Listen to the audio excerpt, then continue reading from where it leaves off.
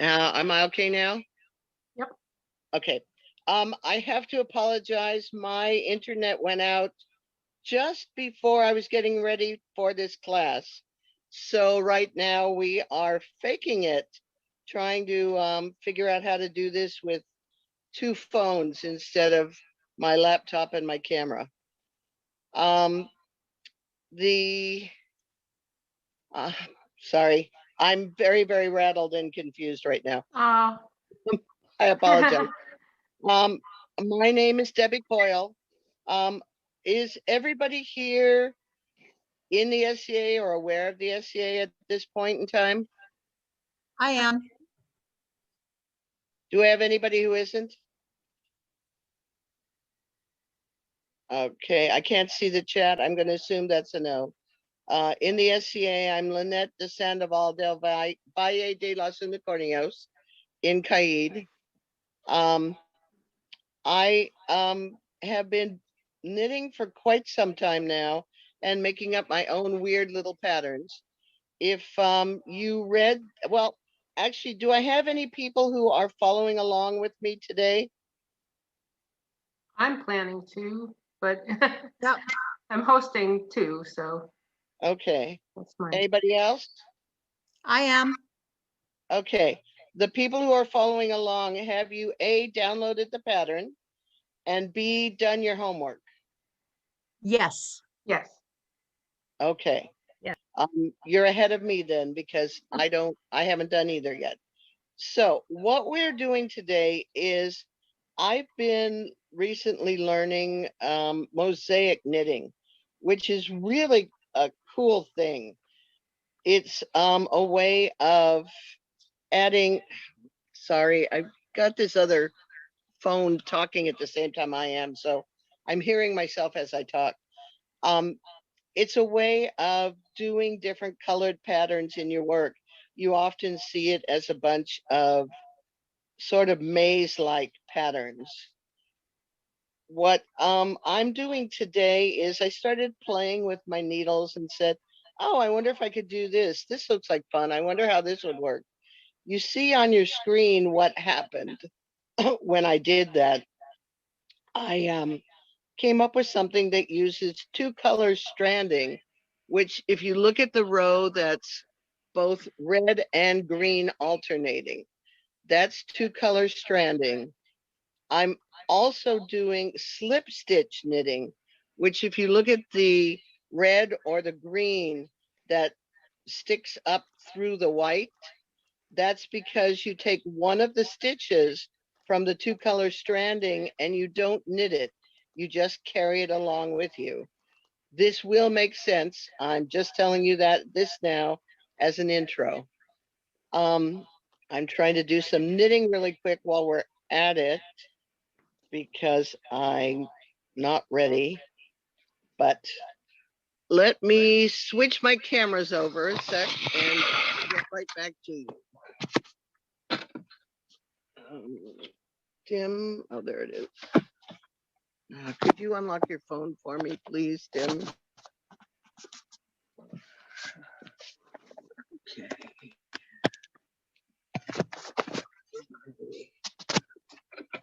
Okay.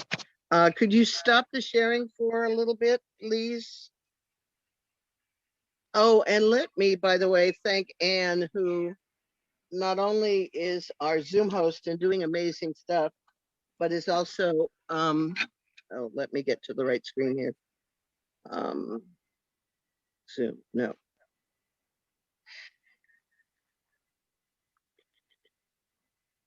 Well, I've lost Zoom on this one screen. She's also dealing with the fact that I'm dealing with everything being all weird and confusing. Okay, I'm gonna have to join the meet. Oh, no, here. I found you. Okay. My apologies. This is not the way I like to teach. Yeah. This is no one of them. There's a slight is echo, so that I in- think one of your cameras has the volume on when it shouldn't.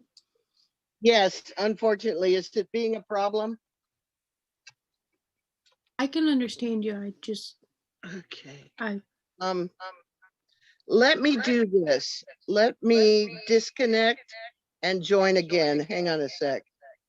Or no, actually, I think if it's possible to turn the volume all the way down on that other phone, that's the problem. It won't let it me now won't. that I've joined with audio.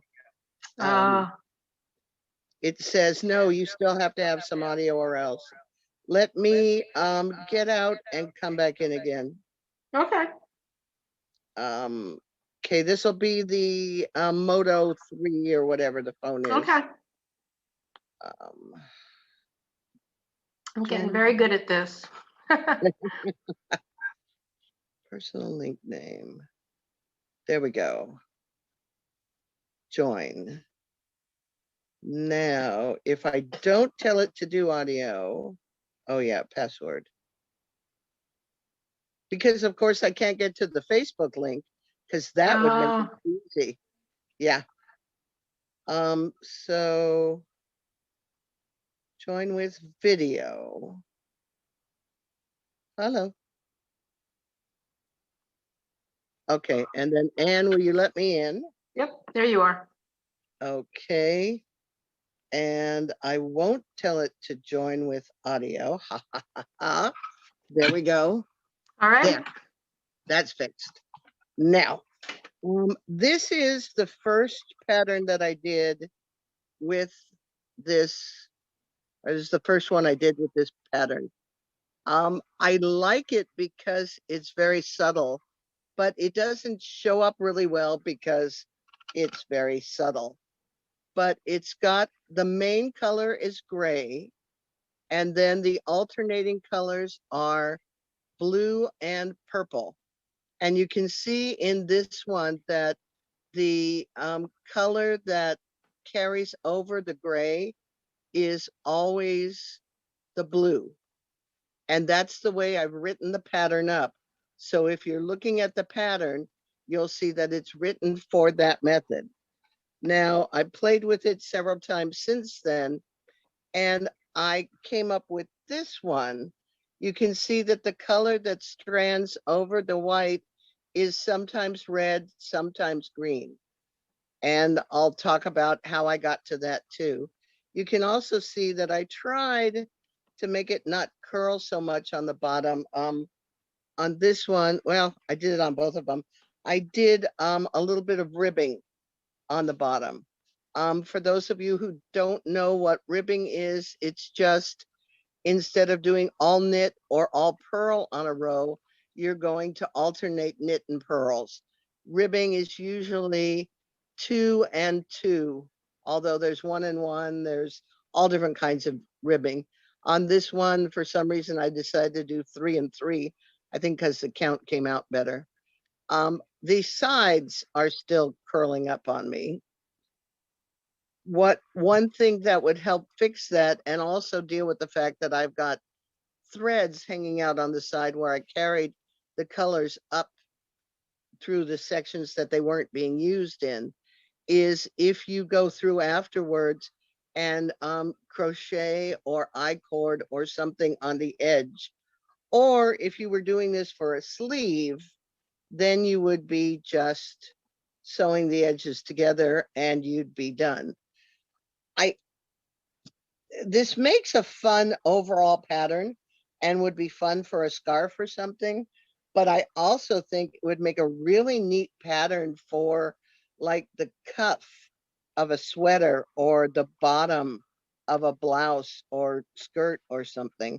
I think it'd be really fun to do just a few rows of this and make it be just a pattern on your main color item. So how do we do it? We start out with me finding the needle I've lost. Tim, I found it. See, if I ask Tim to find my needle for me, it appears magically. The interesting part, oh, I just did that wrong, didn't I? Yep, I did that wrong. the interesting part about carrying colors over is when right now I've got all three colors, white, red, and green. Oh, I should ask, are there any questions yet at this point? Nope. I've got all three colors, white, red, and green, all over on one side of my knitting. But when I go through and I knit a row, I'm gonna have my white over on the wrong side. It's gonna be on the left side. The other guys are gonna be on the right side. Can you see me knitting? Not so well. Come on.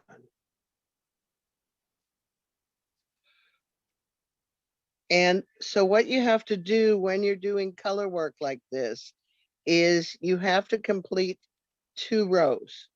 There's 2 rows of white in between the color changing rows, because that gets my thread back over to the side it belongs on. Then there's 2 rows of the color changing rows to get them back on the same side that the white's on. And I apologize right now. I am not ready to teach my knitting is not ready to teach the class because I was going to have more time to get this ready for you. So you get to watch me knit. And I get to try to figure out if this is going to be, I don't know that this camera is going to pick up the knitting very, that's better. Okay. So the homework was to knit 1 row of white or whatever your main color is. There's, if you look at the pattern, could you put the pattern up while I'm doing this, Anne? Yeah, one sec, sorry. They don't need to watch me do that. They can be looking at the pattern. The pattern starts out with, I believe it was, what was it? Sets of 4 stitches plus 3, was it? Yep, Yes. multiple of 4. Okay. And you can use whatever yarn makes you happy. I've just used regular worsted yarn because that's what I have. And I have Christmas colors because that's what I had that had high contrast. Otherwise, I'm usually a purple and blue kind of gal. So I talk about the stranded stitches. In the pattern, you're alternating between knitting or purling, 2 different colors, and I call them color A and color B. As you work, you can all read that. The slip stitches, okay, we'll talk about slip stitches. You have the main color, which in my case is white, and then you have color A and B, which are the 2 alternating colors. So you start out by casting on your stitches as many as makes you happy. I often cast on way too many and find out that I don't have time to make it through that many stitches as the teacher demonstrates each row, but that's just me. And you can see that I've listed row 1 and 2 and 5 and 6 in MC. That means in main color. I've tried to use as few knitting abbreviations as possible. And can you scroll up to the bottom, Anne? Yeah, okay. Perfect. I don't have any definitions because I didn't use any abbreviations. Okay. So I am just about ready to show you how to do the alternating colors. So those of you who are following along, if you've got your first 2 rows done, then we're going to do the first 2 rows of alternating colors. And those rows are a little different than the other ones because we haven't done a slip stitch yet. So can you get me back to my camera? Thank you. So I've got my white, my red, and my green both on the same side. Let me get my background ready here. And I'm going to be knitting, I'm going to ignore the white. I'm used to having a lovely camera, and I'm not used to where this is yet. Okay, there we go. I'm going to ignore the white thread. I'm just going to drop that down. I'm going to pick up the red and the green and decide which one's your color A, which is your color B. You're going to do a knit stitch. Just, this is all knit stitch. Pick whichever color you want, do a knit stitch with that. Then you're going to, for your next knit stitch, I use green first. So now I'm going to swap it and I'm going to use my red. Then I'm going to use my green. And all I'm doing is I'm swapping them in my hand. Instead of putting the green forward, I'm doing the red forward. There's various different ways to deal with the different colors, including there's rings that you can buy that will allow you to put both of these colors in the ring and then just sort of switch your finger depending which one you want. And of course, if you knit continental style, you'll be handling the colors a little differently. I've gotta figure out how to do this without blocking the camera. I'm sorry for that. And you just continue along, alternating green, red, or whatever your color A, color B is. And it's all knitting on this row, back and forth between the two. Try not to do the same color twice in a row. You'll, if you're anything like me, you'll want to go back and take it out. But this is just practice. This is just a learning class, so don't worry too much. Now, if you can, always swap the color the same way, i.e., if you look, these guys are twisted because I wasn't doing a real good job of keeping them going the same way.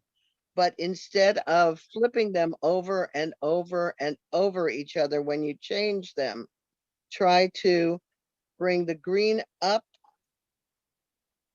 put it down on one side, the red comes up on the other side. It goes down on the same side it came up from. Is that making sense? Yes. Okay. So try to keep them laying next to each other rather than twisting over each other. If you do find that your yarn is twisting around itself, the best piece of advice I ever heard from that is take one of those aluminum mixing bowls, the ones with the flat bottom, and they're very, very shiny, and they've got a wide mouth. Keep your yarn in that while you're knitting. And then when it gets too twisted and you want to untwist it, just take the bowl and spin it in the direction of your untwist, or opposite the direction of your twist. Oh, neat. Yes, isn't that fun? It works without you having to sit there manipulating the balls one over the other, over the other, over the other. And it's just fun to watch the bowl spin and do your work for you. So now I've gotten to the end of my row, and I've got my red and green threads over on this side. And as I predicted, my white thread is over on the other side. So I need another row to come back and get my red and green threads back on the same side as the white threads. Hang on a sec.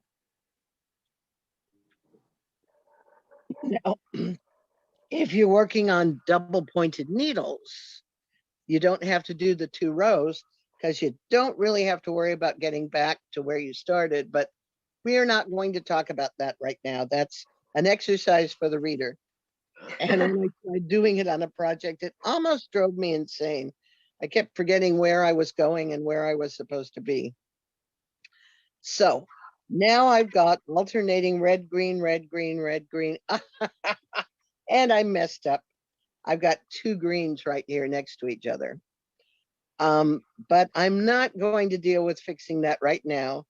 But this is a good time to go back and see if you've got your colors alternated correctly. And if you haven't, it's a good time, if you care, to go back and fix it. In this case, not so much. I promise I have done it right in the past. You can see. I also promise I've done it wrong in the past and I've had to pull them out. So that was row 3. Row 4 is, where's my camera? Everything's backwards. We ended with a red thread.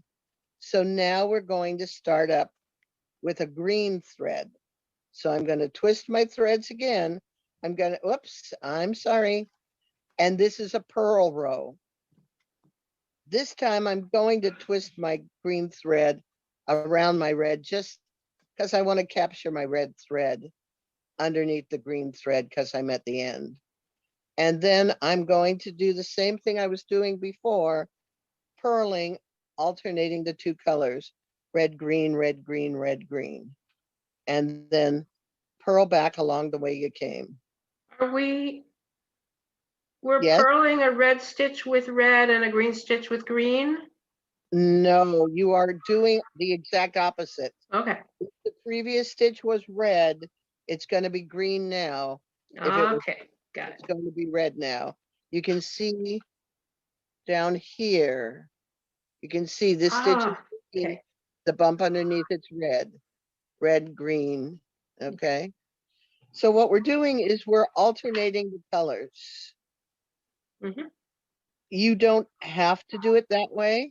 You can do this pattern however you want. And that was really, I had fun with the pattern, just playing with, well, what if I alternate the colors this way? What if I pull the colors up here this way?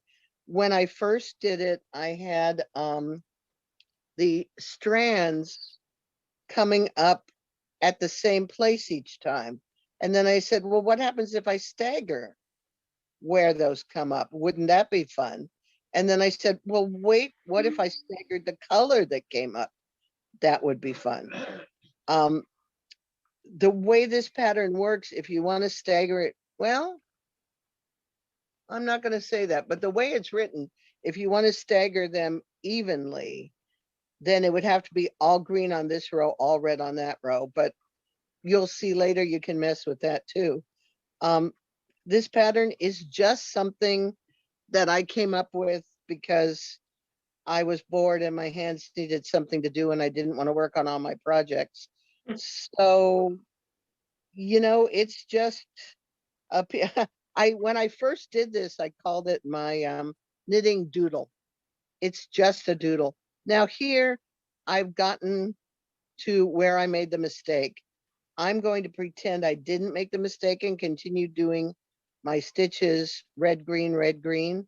So now you're going to notice I am doing red on red and green on green. And one of the things you could do, oh yeah, I did that on purpose so that later on I can show you what it looks like when both colors are on top of each other. Yeah, Okay. that's it. Are there any questions at this point? Any observations, comments? Anybody who hates my camera work? Because it really, I apologize. I have a lovely camera that I bought, but it needs to plug into my laptop and It's that, fine. now what have I done? Yeah, it's easier not to get them twisted when they're right in front because you're Yeah. purling. When they're behind, it's a little more, you know, eyes in the back of my challenging. head kind of thing. Yeah. And right now my threads are in a mess. You don't want to see how tangled up they are over here because I didn't do any untangling before I started here. So now we have come to the end of the row, or some of us have and some of us haven't. That is color stranding at its very, very simplest. Just alternating one after the other, after the other, after the other. There is a bunch of other ways to do color stranding, and you can do all kinds of lovely pictures. But I build this class as a gentle introduction to color stranding and slip stitching. So yours should look something like this: 2 rows of white knitting, and then it should look like this, alternating red and green, not like this where they're the same. And we'll look at that a little later to see what it looks like, because as I said, this is a doodle. I will not be in any way upset if you play with it and come up with different ways of making this work. And in fact, if you do, I would love to see pictures of what you come up with and see info about how you came up with that. Now I need to rescue my white thread here from the mess that is my twist. Okay. So yes, please play with it, make it your own, come up with cool stuff. Now, what does the pattern say we do next? Because I'm not sure where it picks up the strand. Could you either says read that knit 3 off? main color. I'm sorry, what? It says knit 3 main color. Okay, and then pick up color. Perfect. Thank you kindly. So we are going to, as the disembodied voice said, knit 3. Now, when you knit, the white thread, where's the camera here? The white thread is coming up off my previous row and coming past the 2 color rows that I did. One thing you have to be careful of here is do not pull that stitch too tight. If you pull it too tight, you're going to narrow your color row. You're going to squish those stitches at the end, and then they'll get wider at the in the middle. So you don't want to leave too much space, but you don't want to make it too tight either. And of course, you're also futzing with tightening the green and the red threads here. So being careful to leave enough thread, white thread on the side. We're going to knit 3 stitches. And then we are going to, I believe it says slip stitch purlwise. What that means is you're going to take this red thread, and instead of knitting it, you're going to slip it. And slipping it just means moving it from one needle to the other without knitting it. Slipping it purlwise means instead of putting your needle back along the back and or knitting it this way, you're going to take your needle as if you were going to purl that stitch. Point the needle toward you, put it through the front. If you were to slip it knitwise, you would point the needle away from you, go through the front to the back. So purlwise is just put the needle toward you, slip it through the front of the stitch, slip that stitch onto the other needle. Could you guys all see that? Let me try that one more time closer to the camera. There. So needle toward me, through the front of the stitch, slip it onto the other needle. Okay. Does that make sense to everyone? Mm-hmm. Okay. And you can find all kinds of videos online of how to do that. Now we're going to go and we're going to knit the next stitch normally. But one thing you have to be careful of, again, don't pull too tight. And when you're only slipping one stitch, it's not too much of a problem. But you see my white line here behind my red stitch, you need to make sure there's enough thread there for that red stitch to take up as much space as it needs to take up. Especially if you're slipping 2 or 3 stitches, like I've slipped 3 stitches here. When I knit the next stitch, I don't want to pull that white really, really tight and compress those 3 stitches. I want to make sure I leave enough room there for those 3 stitches to breathe, as it were. Does that make sense? Yeah. Okay, it doesn't apply so much to this one, but it is something to keep in mind when you're working. Don't pull that one too tight because you need the room. So now what does the instruction say after slip stitch purlwise? Is it knit 4? Knit Or 3, knit slip 1, repeat until 3 stitches remain. Okay, so it's 3 slip 1, 3 slip 1. So we're going to again slip purlwise and then go back to knitting 3. And it's just 3 and slip, 3 and slip, 3 and slip. And you'll notice that they're all the same color because I alternated green, red, green, red, green, red, and every fourth one we're picking up, so it's going to be the same color, which is why I said earlier, you end up with all red one row, all green the other row, or however you work it out.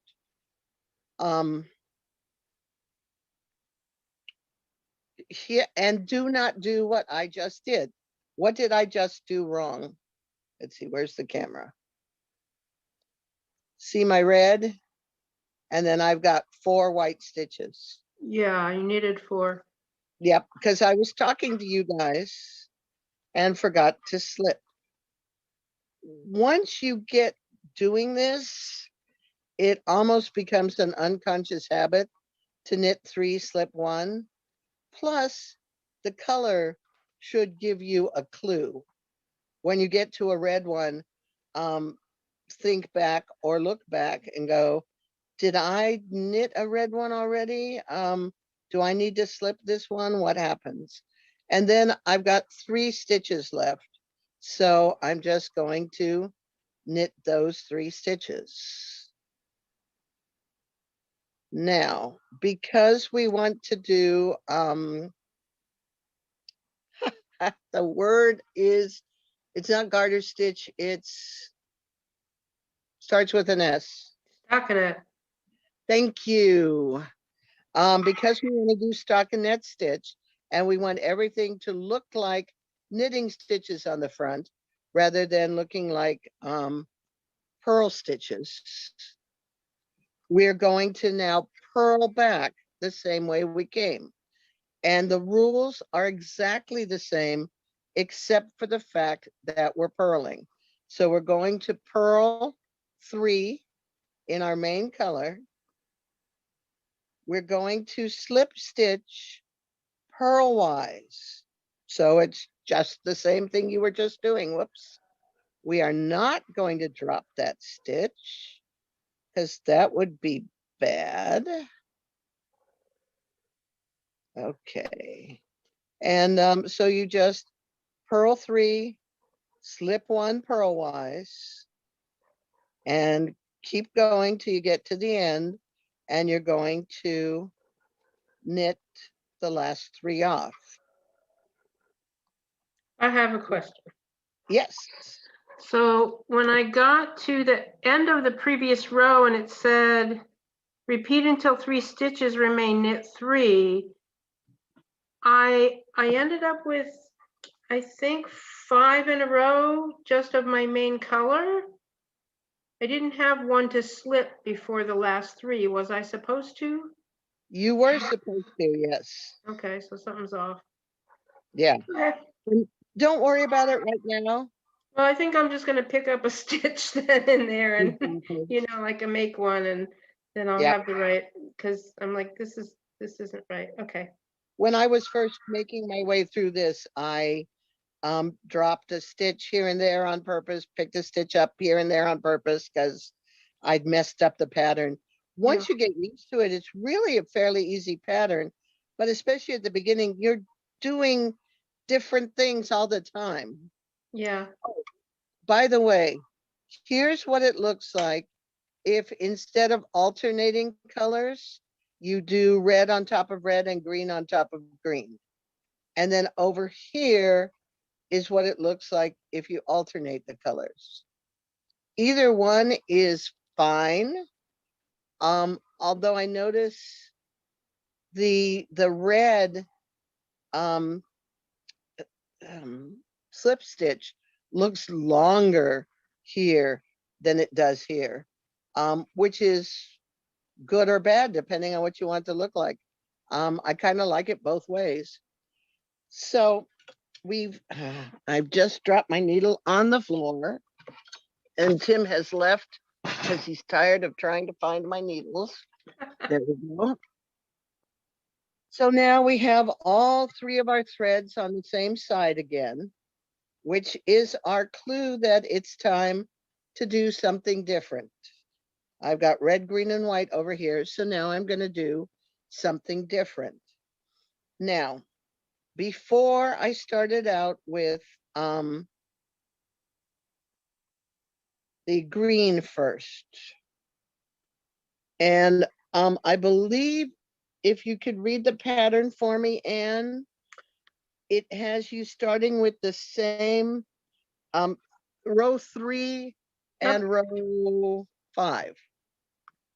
They both say start with Knit alternate. 1 color A, knit 1 color B, repeat to end of row. Okay. So they're the same. Yeah. So they both say knit 1 color A. So, okay, we will go ahead and do it that way. And we'll talk about the other one later. So we're going to start with green. And this is where it gets kind of fun. No more difficult than anything you've already done. And you got to tighten up your white. And again, make sure you don't tighten your green or your red too tight when you make your first stitch. Remember, you need to have enough thread running up the side. You don't want to look at my fingers. Running up the side here so that you don't squish the row together. So we're going to do green, red,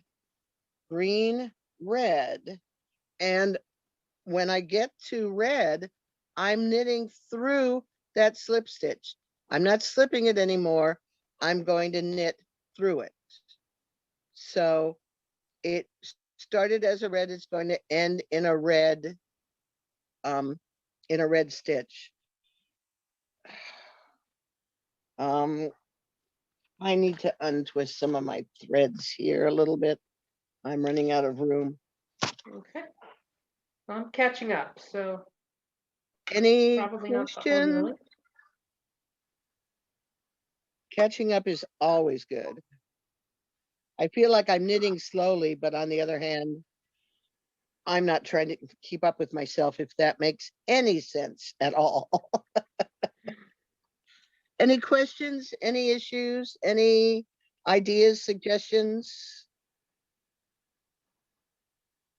I'm just thrilled that I'm doing stranded knitting. I haven't really done quite this before. It's really fun. And like I say, both of these are very, very simple. Mosaic knitting is more complex than what we've done here. Stranded knitting can be more complex than what we've done here. But once you get the basics, let's see, what am I doing here? Once you get the basics, it's not that difficult. So this is just a gentle introduction. And if you never progress beyond just doing this, it's still cool and wonderful. Oh, and you notice, by the way, what the back of your knitting looks like is this, because these straight lines are the green and the red that you carried over between knitting stitches. So the white, you can see that the carried over line, the purl line is shorter than the green and the red lines are, because the green and the red lines are going over 2 stitches. So you end up with a thicker fabric because you've got 3 layers of thread where the stranded threads are, instead of just 2 layers of thread there, or whatever the math is. But stranded knitting does not have to be difficult. You could also, if you wanted to do green, green, red, green, green, red, or any other combination. The only question comes up, how long are you going to let that strand go on the back? You don't really want to do 10 green stitches and then a red stitch. Although there are methods for containing those strands. Again, we're not going to talk about that tonight because this is just a gentle introduction. But I will tell you, it involves doing the twist, making sure you twist them around each other in your work to keep the strand from getting too long and obnoxious inside your work. You don't want to put your hand through a sleeve and have your finger go through the strand of a thread. That's just no fun whatsoever and not good for your knitting. So now we've gotten to the end of the row,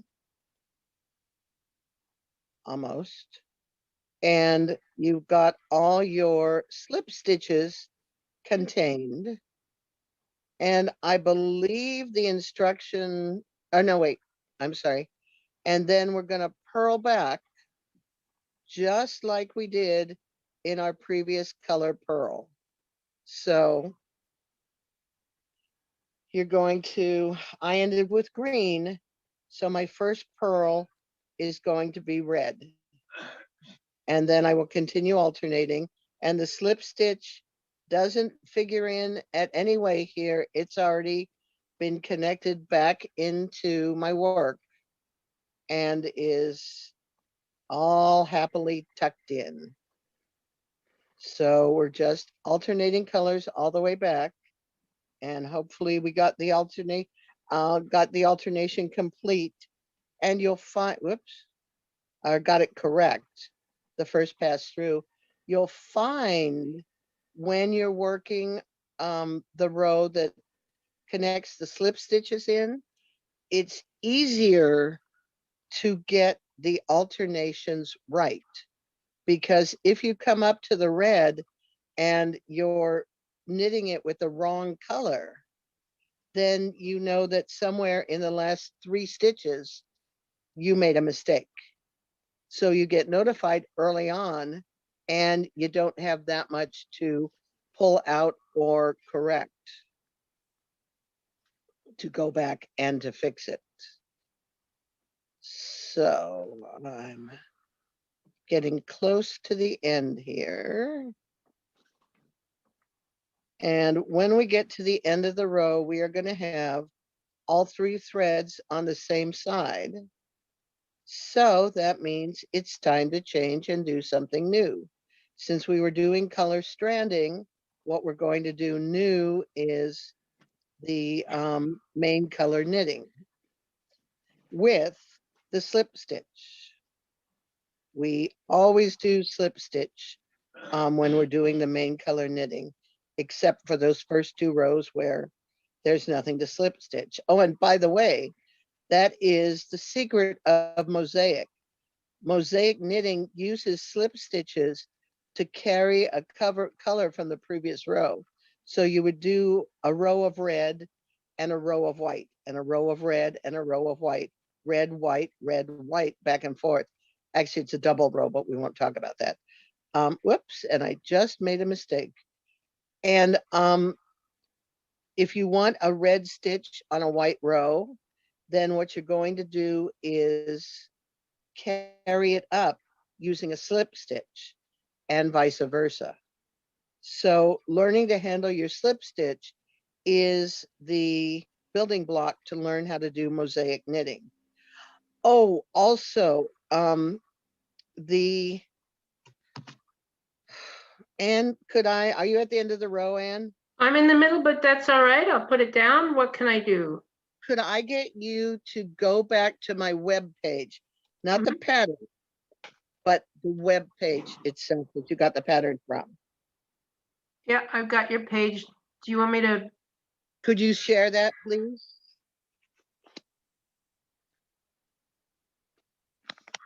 Okay. Sorry, I'm doing. I went through yesterday, I think it was, and I added some links. Are you sharing? No, there we go. Sorry, just I have a lot of windows open, so I had to find the one. This is the one, right? Okay, so what you're looking at here is the section that contains some info about the pattern and the pattern itself. And then at the bottom, what I've done is I've added some links that give you more information about color stranding and about mosaic knitting. So if you enjoyed doing this and you want to jump off and do more, those are some places you can go to get some more info on how to do more. Okay. You can stop sharing and go back and finish your row now. All right. Thank you very much. Welcome. You're welcome.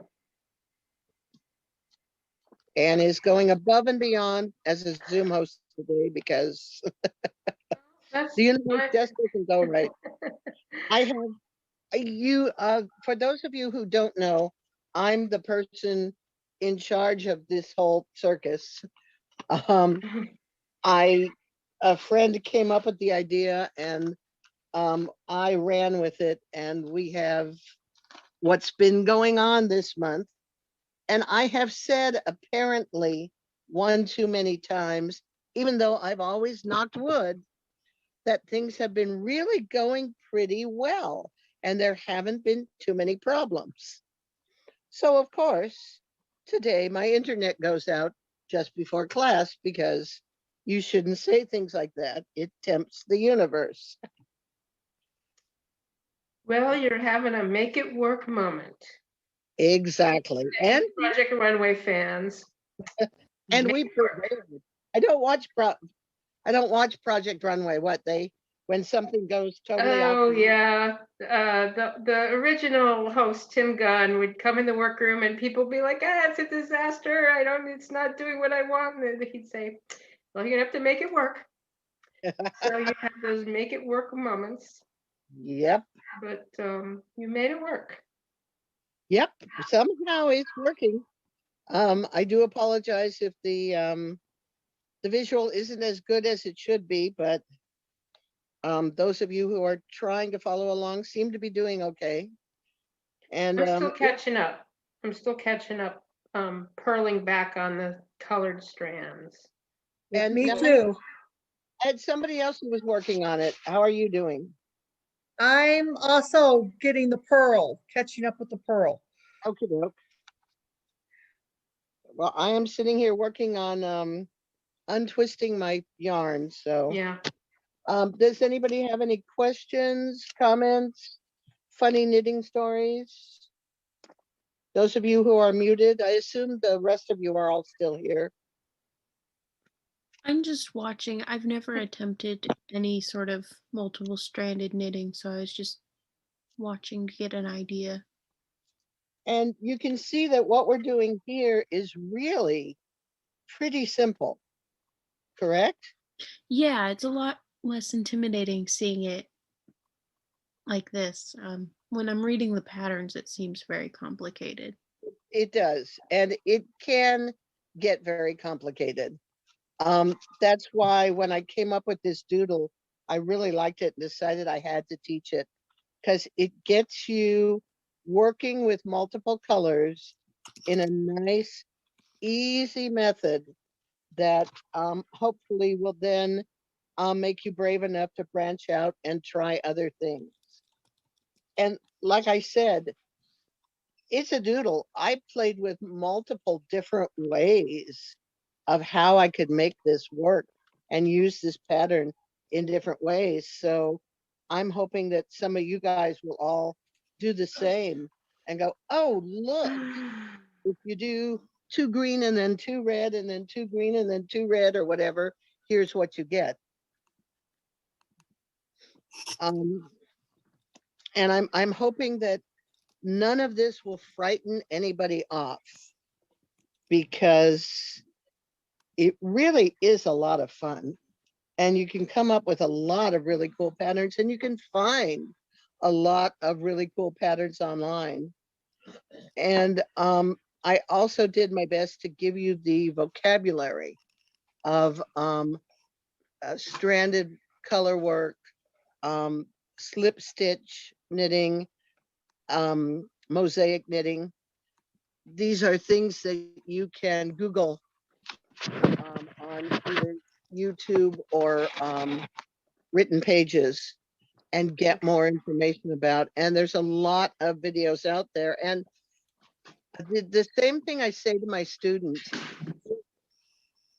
if my class doesn't make you feel like you know what's going on and how to do it, then feel free to find another teacher.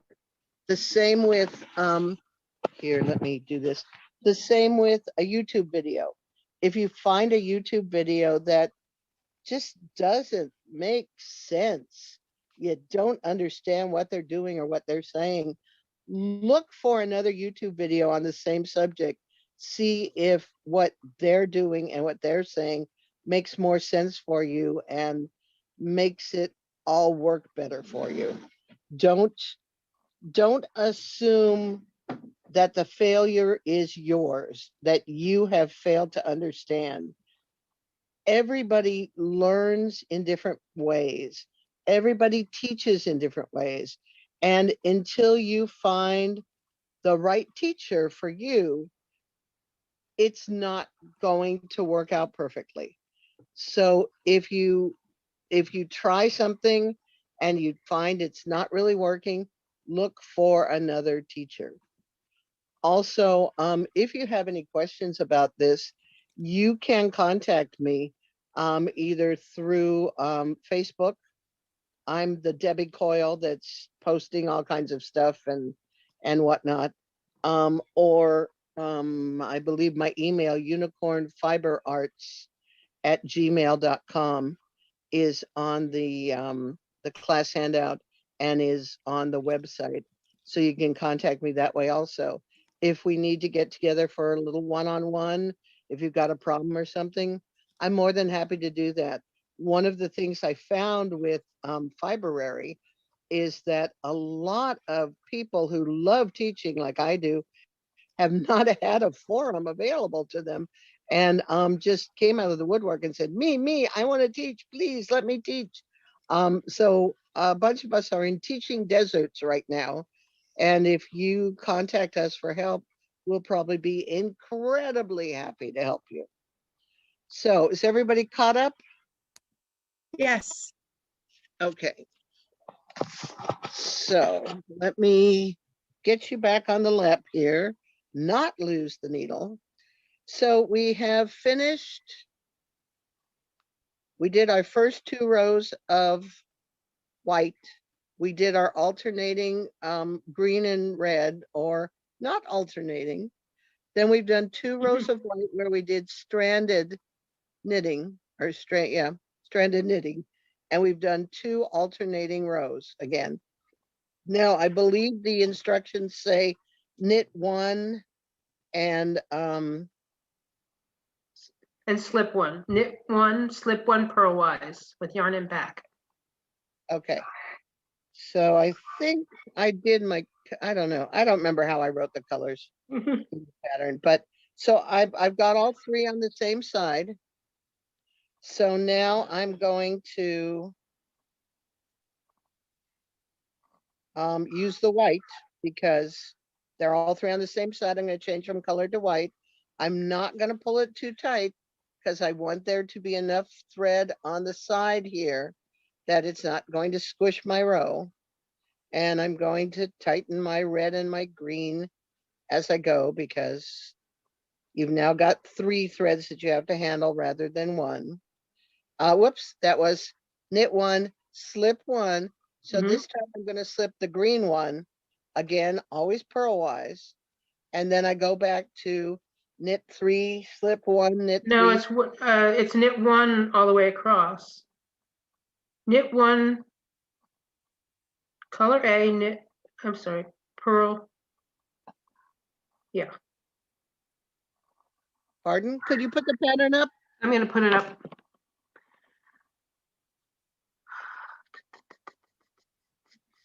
Sorry, I have to figure out which screen of mine is the pattern.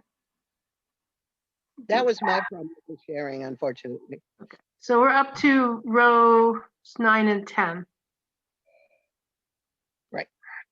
So knit 1.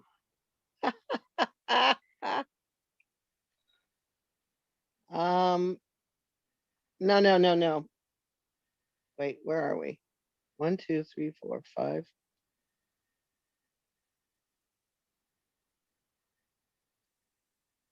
Yeah, 9 and 10. Row 9, knit 1, slip 1.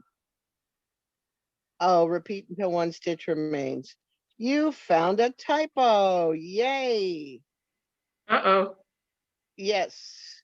So if you have a written copy, please fix this. It should be knit 1, slip 1 with no asterisks. Then asterisk, knit 3, slip 1, asterisk. Repeat until 1 stitch remains, and knit 1. Okay. And it's the same for the purlwise. I am very sorry. Thank you. I checked this over and over and over again, and I missed this one. So All right. does everybody understand that change? Yes. Okay. And I will fix that online after class tonight. That's the first thing I'll do, is I'll fix that. So the pattern is always knit 3, slip 1. You can stop sharing the pattern if you want. Okay. The pattern is always knit 3, slip 1, but sometimes, so that we can alternate the slips, this is where I knit 3 and slipped 1. This is where I knit 1, slip 1, knit 3. Did that all make sense? So you end up picking up the other color in your slip stitch. Yeah, but also I alternate where it lays. So I'm just alternating where I come in on the Okay. pattern of knitting and slipping. Good catch, thank you. All right. Did you turn the air on? Thank you.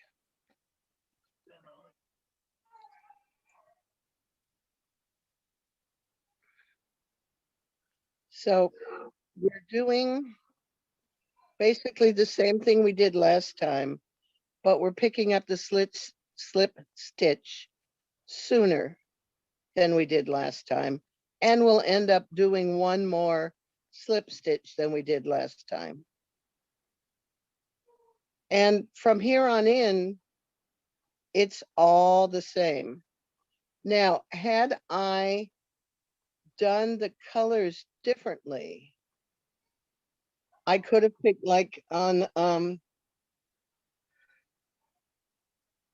this guy, I always picked up the blue. And it all depends on which color you start with on your first row of stranded knitting. Oops, where am I? And if you see too many white stitches in a row, you know that you've forgotten to slip 1. I kind of liked and that's why I rewrote the pattern this way. I kind of liked the color change of picking up red on one pass through and then green on the next one and then red on the next. I really kind of like that a lot. But if instead of starting with green each time, I had started with red the next time. Is this making sense, or do I need to be drawing a diagram or saying this differently? I think I understand. You remember, could you be so kind as to put the pattern up again for me? Let me explain it that way. I had intended to have the pattern in front of me, but everything's on the network. I'm sorry, I just have too many windows open and it's never in the same place when I go to share it again. There it is. No worries. We've got plenty of time. Yeah. So what I'm rambling on about here is on every odd color slipping row, every first color stranding row, I start with color A. So row 3 starts with color A, 4 starts with B. 7 starts with A, B, A, B, A, B. But if instead row 3 started with color A, row 7 started with color B, etc., then that's how I would get the stranded color, the slip stitch color always being the same. And I'll leave that for you guys to play with. You still alternate the colors, but it just depends which color you do first when you start your color changing rows. Okay. And you can unshare that if you want, or leave it up if you're in the middle of a row. Okay. And then the next thing you do is you purl back the way you came, slipping the same slip stitch again to make sure that you've got that slip stitch continued onto the next color changing row. And then you just keep going the way we've been going. And the things you can play with is, what color do I start with when I start my color changing row? Do I alternate the two colors on my color changing row like I did here, right here? Or do I keep them the same like I did here? Do I always want to carry up my stranding on the same row and just make one not my stranding, sorry. They all start with S. Do I want to carry up my slip stitch the same row every time? Or do I want to alternate like we're doing now here? It's all just stuff you can play with and decide what you want to do. And then to finish off, my recommendation is just do a couple rows of your main color, or ribbing in the main color, or whatever you want to do. You could also start and end with one of the alternate colors, and then go into 2 rows of the main color, and then the color changing. All kinds of stuff you can do. Also, if in this case I was knitting a white sweater and I wanted the cuffs and the cuffs of the sleeves and the bottom of the sweater, whoops, to be in the pattern, you could just at some point decide, okay, I'm going to start my color stranding row now, do the color stranding row, and then go back to, no, I was fine. And then go back to doing your regular pattern in your main color. It's just all, and you could do that for a scarf too. And even if you were doing a scarf in some kind of a complicated pattern or something, you could go ahead and do that. But at the beginning and the end, just do this first and then go into your complicated one color knit pattern. So it's an easy, gentle way to get into color stranding and slip stitching. And that is really all I have for you in class tonight, unless there's any questions or comments, or anyone wants to just hang out and talk about knitting. Well, I had to rip mine out because I thought I was being clever. Uh-huh.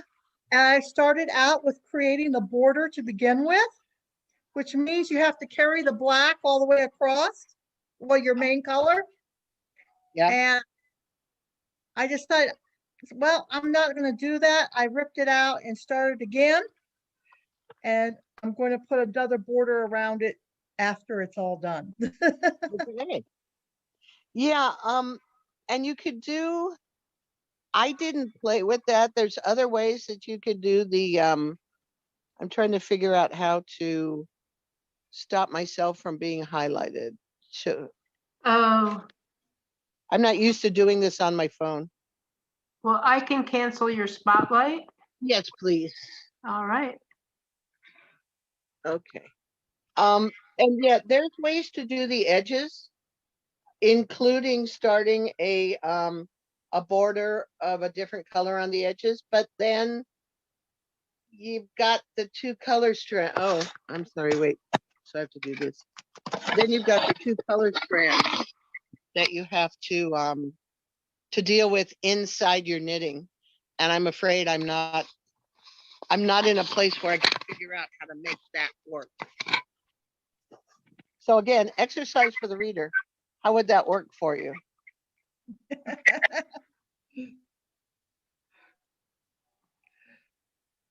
There. I will get back where everybody ended in a moment. I cannot. Does anybody know on the phone how I can change from, maybe if I double click, from speaker view to gallery view? Is there a little thing that says speaker view No, that's or a my, little dot, like one that looks like 9 dots in a square? You would no. move that. My granddaughter's teacher calls that the waffle. You just waffle, slide, yeah. you slide right or left on the Oh, phones and the tablets. there we go. That's right. Slide right or left. Got it. Oh, Okay. That's right. And that's why I don't like using the phone, because I can only see a few of you at one time. There we go. Okay. I'm going to have Tim leave the meeting. Bye-bye, Tim. mhm. Okay.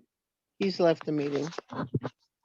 Yes, thank you. I'd forgotten how much fun it is to do this on the phone. So Pamela, it was you who was doing the knitting along Yeah, with it? carrying it along, yeah. Can And I we had see, to rip it out. can we see what you've done so far? Well, I'm back to starting over. Okay. See, alternating colors. Yay. Mhm. Because And what? Do you want to see mine? Yeah. I don't know if it's not light enough. I didn't use white. Let me spotlight myself for a minute. you're using blue and gray, and what's the third color? Sorry, I can't think and see what the heck I'm doing at the same time. Oh, I don't know if it lets me. It's actually purple, green, and magenta, but I Ooh, don't know how to. I'm tiny there. There it is. look at that. Yeah, Cool. Oh, kind of fun. I am having fun with this. I'm just like, okay, now I'm purling back. So Cool. And everybody can unmute themselves if they want. If you want to be part of the conversation, if you don't have too much background noise. For those of you who were just listening along, does it all make sense? All look like something you're going to be trying sometime in the near future? It looks a lot more feasible than I originally thought. So that's Cool. exciting. Cool. That is my job, to try to make things approachable and not terribly difficult. So very cool. Okay, Virginia. Oh, look, Virginia's been doing some knitting. Look at that. Very cool. Yay. I like the colors. It looks like hearts. Yeah, Yeah. very cool. Oh, also, oh, what's it called? I need to post the pattern. There's a Mason-Dixon knitting pattern for washcloths that uses basically this same technique. And I need to remember to post that when I go in and fix the typo. Did you say washcloths? Mason, a washcloth. A washcloth, sorry. Yeah. Sorry, I put an R in wash. Well, that's what I'm trying to make here, either a washcloth or probably a pot holder. Yep. And this is all kind of a fun thing because I blended these colors. I had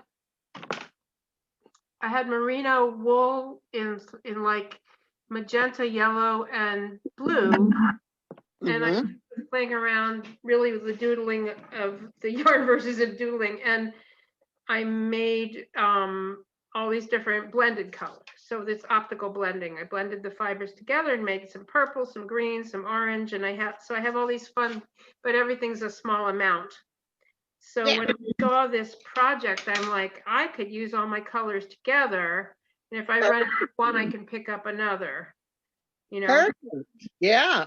And just because I suggested 3 colors doesn't mean you have to use 3 colors. You could use 2 colors and not do the color stranding, and 2 rows of white, 2 of green, 2 of white, 2 of green, with the stranded work happening between, you know, whichever rows you want. The white could strand over could slip stitch. The white could slip stitch over the green, and the green could slip stitch over the white. Or you could, as Anne's talking about, change what 3 colors you're using, or change one of the colors that you're using. It's got so many cool things that you can do with it to just make it your own and make it fun. Well, what's popping out at me is that because I blended these from the same source colors in my purple, there is some of that same magenta, and it's popping a little, it's popping a little bit. So green sticks out and the red blends. And those are the kinds of things that I could sit here all day and play with, And I'm like, okay, that's really cool. I like that. Because really the important part is we just enjoy playing with the yarn and the needles and everything. Yeah. I don't actually get projects finished most of the time. I just play with stuff.